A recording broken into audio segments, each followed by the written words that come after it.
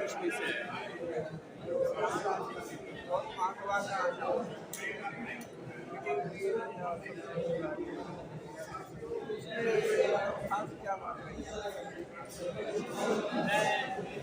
जम्मू कश्मीर से आए, हम कल आए थे यहाँ पे।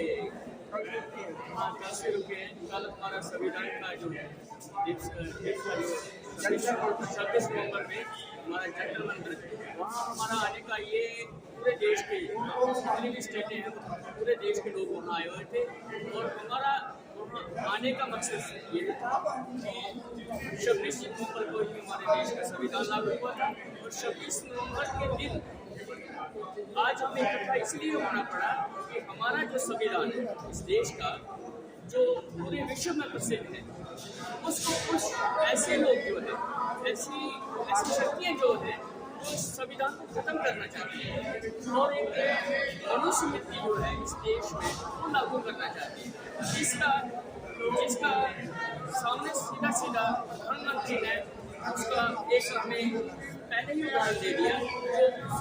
जो संविधान है, जो संविधान सभा में, पार्लियामेंट हाउस में उन्होंने जो सिंबल रखा है वो एक राजतंत्र की निशानी दी है। और उन्होंने इशारा कर दिया कि हम आने वाले दिनों में संविधान को खत्म कर देंगे। और हम उसी के पक्ष में 24 नवंबर को संविधान बचाने के लिए हमने राष्ट्रपति जी को विज्ञापन दिया। और इसलिए कहा कि हमें हमारा संविधान जो है वो इस देश में सच रहे। और मैं जनता से अपील करना चाहता हूँ, जो ऐसी संस्था है, जो ऐसी पार्टी है जो संविधान खत्म करना चाहती है, जनता उनको वोट ना देकर उनको बाहर करे और उस ऐसी संस्था को, ऐसे संगठन को देश में हुकूमत दे, उसको प्राइम मिनिस्टर बनाए जो संविधान को मानने वाली हो, जो संविधान पे चले। और जैसे हमारे इसका उदाहरण हमारे सामने है, जैसे उत्तर प्रदेश में बहुजन समाज पार्टी की सत्ता रही और बहन जी ने पूरा का पूरा संविधान के ऊपर काम किया और पूरा गैर कानूनी संविधान के ऊपर एक भी काम नहीं किया। हम जनता से अपील करने चाहते हैं कि अगर आप लोकतंत्र को बचाना चाहते हैं तो आपको संविधान की रक्षा करना पड़ेगी।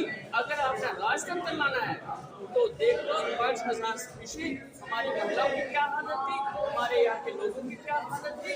अगर हिंदू कोड बिल बाबा साहब ने नहीं लाया होता, आज महामाई हमारी राष्ट्रपति द्रौपदी मुर्मू जी राष्ट्रपति ना होती, आज बहन हमारी मायावती चीफ मिनिस्टर ना होती, आज बड़ी बड़ी पोस्टों में बैठे हमारे जो लोग हैं, महिलाएं खासकर हैं, उनको भी मैं ये संदेश देना चाहता हूँ, उनको ये चीज़ हमेशा याद रखना चाहिए। अगर आपको इस भारत में इस काबिल बनाया है तो बाबा साहब डॉक्टर भीमराव जी ने बनाया है, क्योंकि हिंदू कोड के आगे और जो लोग आज बोलते हैं कि धर्म के, आप इस देश के बहुत अच्छे लोग हैं, उन्होंने ही विरोध किया था। तो मैं नाम नहीं लेना चाहता, लेकिन उन्होंने विरोध किया था।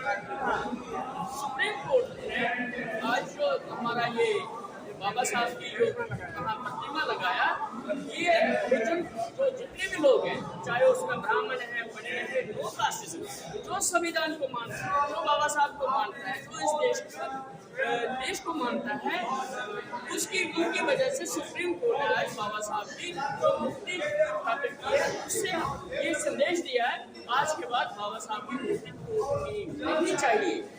आज हमें लगता है कि अगर बाबा साहब की मूर्ति कहीं टूटती है तो सुप्रीम कोर्ट जल्द एक्शन लेगा। और मैं मीडिया के आपके चैनल से, जो आप सोशल मीडिया है, मैं आपका बहुत आभारी, पूरा देश आपका आभारी है। जो मेन स्ट्रीम मीडिया है वो अच्छी बातें नहीं सुनाता, वो हिंदू मुस्लिम ऐसे फसादों में लगा रहता है। हमें बाइकाट करना चाहिए उस मीडिया का। हमें सोशल मीडिया से बहुत आभारी है, हमें आपकी भी मदद करनी चाहिए, देश की मदद करनी है। सोशल मीडिया ही असली मीडिया है, सोशल मीडिया ही। अगर सोशल मीडिया ना होता तो पूरा देश अपना कम्युनिकेशन नहीं करता, लेकिन सोशल मीडिया की वजह से किसी भी कोने में देश में बैठा है वो देश सोशल मीडिया की बहुत आभारी है। आज की जो उसमें प्रकाश बड़ा संदेश दिया इस देश को कि हमें शांति से रहना, हमें आपस में भाईचारा और शिक्षा भी जोड़ दिया इस मीटिंग में। शिक्षा बराबर होनी चाहिए, सरकारी शिक्षा जो है वो बराबर होनी चाहिए, उस प्राइवेटाइजेशन खत्म होना चाहिए, ताकि गरीब और अमीर का कोई भी फैसला नहीं समाज बराबरता हो। और जो भी हम की जो बात है वो संविधान के दायरे में है, ये हम संविधान को मानने वाले लोग हैं और हम संविधान की ही बात करें।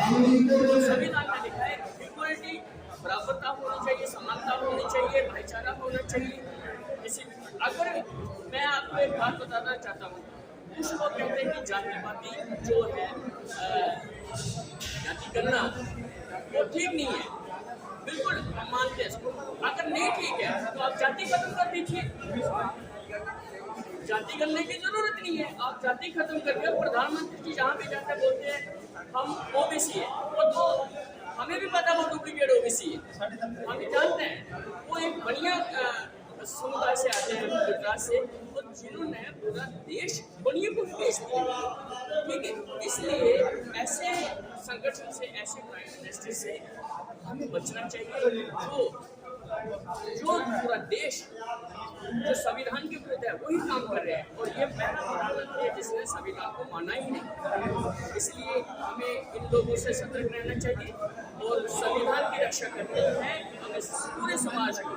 इसमें कोई जाति नहीं है, कोई जरूरी नहीं है कि बाबा साहब ने संविधान लिखा तो दलित ही उसकी रक्षा करेंगे, ब्राह्मण भी करेगा, उसने ब्राह्मणों के लिए भी सबके लिए कानून इक्वल किया, बराबर किया है। औरतों के लिए जब बाबा साहब ने हिंदू कोड बिल लिया तो लाया था तो उसमें दलित नहीं लिखा था, उसने हिंदू कोड बिल के लिए पूरे भारत की जो महिलाएं थी जो जिनको हक ही नहीं दिया गया था उनको बराबर करने के लिए बाबा साहब ने हिंदू कोड बिल लाया, वो किसी जाति के लिए नहीं लाया। इसलिए मैं महिलाओं से, बहनों से, माताओं से ये निवेदन करना चाहता हूँ कि आपको घर में अगर आप किसी भी को मानते हैं लेकिन आप संविधान को पढ़िए और उसमें देखिए बाबा साहब ने आपके लिए क्या किया है। आप अगर आप कोई टीचर है, कोई IAS अफसर है, कोई IPS अफसर है, कोई मिनिस्टर है, कोई राष्ट्रपति है, तो ये हिंदू कोड बिल की देन है। और हिंदू कोड बिल को लाने के लिए बाबा साहब ने बहुत ज्यादा संघर्ष किए हैं और इस महिला को बराबर करने के लिए। और हमें महिलाओं को और सारे पूरे भारत को हम जातियों में नहीं बांटना चाहते, बहुजन किसी जाति को नहीं बांटना चाहता। हम तो कहते हैं कि सारे बराबर हो, सारे शिक्षित हो, सारे समझदार हो, इसमें क्रिमिनल नहीं हो। हमें बड़ा दुख होता है जब हम देखते हैं कि किसी बेटी की रेप होता है, और सबसे ज्यादा रेप बीजेपी के शासनकाल में हुआ। तो जो रेपिस्ट है वो लिबरल पार्लियामेंट है, जो रेपिस्ट है इंटरनेशनल आपने से देखा हमारे गवर्नमेंट के साथ जिस मंत्री ने ये किया उसको आज तक उसका अंदर नहीं किया, उसको जेल नहीं की। क्यों? क्योंकि वो लोग उसको फंडिंग करते हैं। जितने भी रेपिस्ट हो, चाहे ऊना कांड हो, चाहे अदरस कांड हो, चाहे 8 साल की बच्ची के साथ रेप क्यों ना हो, जितने भी ये रेपिस्ट हुए ये बीजेपी और RSS के लोग करते हैं। और इनकी नज़र में महिलाओं का कोई भी सम्मान नहीं है और ये संस्था को हमें जड़ से उखाड़ के फेंकना चाहिए। और हमें महिलाओं की और बच्चों की और खासकर नौजवानों के बीच में वो जहर बढ़ रही है, नफरती जहर, जो कभी भी एक नहीं हो सकता है। और देश ऐसे संगठन को, ऐसे संस्था को, ऐसे प्राइम मिनिस्टर को कभी नहीं भूलेगा जिसने देश का बेड़ा गर्क करके रखा। हम निवेदन करते हैं आपके माध्यम से, सोशल मीडिया से लोगों को ज़्यादा से ज़्यादा अवेयरनेस करें और बराबर भाईचारा में रहें। हम इस देश के भारतीय हैं, हम इस देश के शासक हैं और मूल निवासी इस देश का, जिनके साथ जुल्म होता है। मैं कल ही इंटरव्यू में बोल रहा था कि जुल्म कौन करता है। मेरा एक मीडिया वाले ने पूछा कि भाई विदेशी कौन है, स्वदेशी कौन है। मैंने कहा भाई 2 बंदे हैं, जहाँ मार खाने वाला विदेशी, जहाँ जो मारता है वो विदेशी है। विदेशी एक जरूर है, एक विदेशी जरूर है। जहाँ जो मारता है, जैसे अंग्रेज थे वो विदेशी थे, हमारे ऊपर जुल्म कर देते हैं। और जो अब जुल्म कर रहे हैं वो अंग्रेजों से खतरनाक। अंग्रेजों ने हमें एजुकेशन दी। अगर अंग्रेज ना होता तो आदिवासी मूल निवासियों की ये जो आप व्हाइट शर्ट डाली है, ये बराबरता हमें अंग्रेजों ने दी। अंग्रेजों ने दी हमें बराबरता, और पढ़ने का अधिकार हमें अंग्रेजों ने दिया। इससे पहले जो लोग थे मनुस्मृति में हम पढ़ नहीं सकते थे, कोई लोग औरत पढ़ नहीं सकती थी, बेटी को बाहर नहीं जा सकती थी। और बड़ी दुख की बात है, हम टीपू सुल्तान को गाली तो दे देते हैं, लेकिन टीपू सुल्तान ने मर्डर किया, टीपू सुल्तान ने इतने लोगों को मारा। अरे भाई, हम बोलते कि पूरी बात क्यों नहीं बताते? टीपू सुल्तान ने महिलाओं के सतन ढकने का काम किया। उसने कहा कोई भी महिलाएं जो है वो नग्न अवस्था नहीं रहती थी, और जो मनुस्मृति कहती थी कि महिलाओं को सतन अगर ढकने है तो नेक्स्ट, नहीं तो सतन को खुले रखो।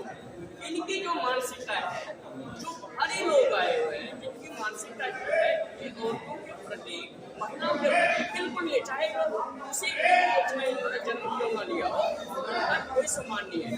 इसलिए ऐसी संस्था को, ऐसे संगठन को हमें बहिष्कार करना चाहिए, हमें संविधान के दायरे में चलना चाहिए। हम आग्रह करते हैं सब देश को, हमें जो बुद्ध ने पूरे विश्व में बताया है, शांति का मार्ग दिखाया, भाईचारे का मार्ग दिखाया, उन्होंने कभी जातिवाद का नाम नहीं है। और मनुस्मृति में जाति वर्ग व्यवस्था मनुस्मृति में, और मनुस्मृति बुद्ध का इसीलिए विरोध करती है क्योंकि बुद्ध ने शांति का संदेश दिया। साइंटिस्ट है, बुद्ध की वजह से ही पूरा विश्व आज, इसलिए भारत में अंधविश्वास इतना ज्यादा है कि लोग तरक्की करने के बजाय वो पीछे की ओर जा रहे हैं। आपका महाराष्ट्र अत्याचार हो रहा है, क्योंकि उसका कारण क्या है? उसका कारण है और नशा। अडानी अंबानी के जहाज सीधे सीधे उसके एयरपोर्ट में नशा लेके आते हैं, कोई कार्रवाई नहीं होती है। इनका यही मकसद है कि युवाओं को नशेड़ी बनाओ और इनका भविष्य बर्बाद करो और सारा कुछ बेच के भाग जाए। इसलिए ऐसी संस्थाओं से, ऐसे लोगों से भी बचना चाहिए। हमें एक पूरे भारत में एक समान मानव, जैसे मानव बुद्ध ने कहा था मानव एक समान। हम इस भारत में पहला देश है जिसमें इंसानों की जाति होती है। जानवरों की जाति तो मैंने सुनी थी, गाय, भैंस, बकरी वगैरह वगैरह, लेकिन यहाँ इंसानों की जाति है। अब मेरे को पांच उंगली है, आपको भी 5 उंगली है, तो हमारी जाति तो होनी चाहिए। हमने एक जाति सिर्फ एक ही है, इंसान, बस। और उसमें है कि एक औरत है और एक मर्द है। और ये पहला देश है जिसमें जातियों के जाति व्यवस्था है, और उस जाति व्यवस्था से ये देश कमजोर हो रहा है। जाति व्यवस्था के लिए हम तो कहते हैं कि जैसे नीतीश जी ने, हम तो हमारी पुरानी डिमांड के साथ पूरे देशवासियों की पुरानी, देखो जी, कांग्रेस और बीजेपी और आम आदमी पार्टी ये तीनों RSS से निकली, इनके ऊपर कोई विश्वास नहीं है। अगर कांग्रेस कहती कि हमें जनगणना आज बोल रहे हैं, राहुल जी बोल रहे हैं, बहुत अच्छे हैं, पढ़े लिखे हैं, हम उनकी निंदा नहीं करते कि एजुकेटेड आदमी है, लड़का पढ़ा लिखा है, हमारी उम्र क्या है, उनको आगे भी जाना चाहिए। लेकिन राहुल जी का कोई दोष नहीं, दोष तो उनके पीछे रहे कांग्रेस की, उन्होंने जाके जनगणना क्यों नहीं करवाई? क्यों? क्योंकि वो RS से निकले हैं, RSS फॉलो नहीं करता है। इसीलिए जाति जनगणना की भी बात करेगा, बहुजन ही बात करेगा, क्योंकि उनकी ज्यादा जाती है और वही लोग अनपढ़। हम कहते हैं कि पता करो किसके पास गाड़ी है, किसके पास बंगला है, चाहे वो दलित है, चाहे कोई भी पार्टी का है, कोई भी संगठन का है, कोई भी किसी भी जाति का, ब्राह्मण है, राजपूत है, दलित है, सबकी जांच होनी चाहिए। कौन कहाँ और प्राइवेटेशन जो है वो लोग किसके पास है? कौन लोग प्राइवेटेशन बराबर है? सरकारी व्यवस्था है वो खत्म क्यों हो रही है? कौन लोग कर रहे हैं? देखो जी, सरकारी स्कूल में टीचर कौन है? ये लोग हैं। अच्छा, स्टूडेंट कौन है? हमारे बच्चे। फिर पढ़ाया क्यों नहीं जाते हैं? वेल क्वालिफाइड टीचर सरकारी स्कूलों में, फिर पढ़ाई क्यों नहीं होती है? क्योंकि सरकारी स्कूलों के बच्चे खुद प्राइवेट में पढ़ रहे हैं। सरकारी स्कूलों की जानबूझ के ये नशा खराब कर रहे हैं क्योंकि गरीबी रहे, पढ़ ना पाए। इसलिए अगर देश एजुकेटेड होगा, आपका देश सबसे आगे। अगर एजुकेशन नहीं होगी तो समझो आज भी गुलाम है, कल भी गुलाम है, कोई भी इसको गुलाम कर सकता है। इसलिए एजुकेशन के हमारा ये भी लक्ष्य था बुधमा सभा के एजुकेशन बराबर होनी चाहिए, इक्वलिटी होनी चाहिए एजुकेशन में, सामाजिक बराबरता होनी चाहिए, भाईचारा होना चाहिए, लड़ाई झगड़ा नहीं होना चाहिए। ये बुधमा सभा का सही लक्ष्य है।